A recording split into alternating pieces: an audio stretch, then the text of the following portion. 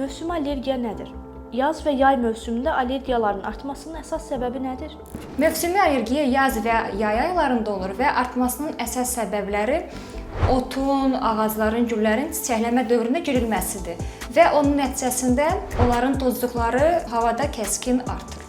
Genetik faktorların bu allergiyalarda rolu varmı? Bəli, var. Allergiya irsi xəstəlikdir və gendən ötürülür. Mövsümi allergiyanın ən çox rast gəlinən simptomları hansılardır? Burun qaşınır, axır, tutulur, askırmalar olur, su axır gözdən, gözlər şişir, qaşınır, qulaq qaşınır, damaq qaşınır, boğaz qaşınır, öskürək olur, boğulmalar olur. Dəri simptomları da ola bilir, qaşınma, qızartı, quruluq və çöpləşmələr də ola bilir. Allergiya astmaya çevrilə bilərmi? Bəli, CINA 25-ci ildə fenotiplərin içində allergik astma forması təyin edilib və sizdə sual yaranar ki, CINA nədir? CINA astmanın protokoludur. Pasientlərimizin daha çox yanıldığı nüans budur ki, gələndə deyirlər ki, doktor, məndə allergiya var, immunitetim aşağıdır. Yox, düzgün deyil. Allergiya əksinə bizim pasientlərimizin immuniteti güclüdür, amma səhv işləyir.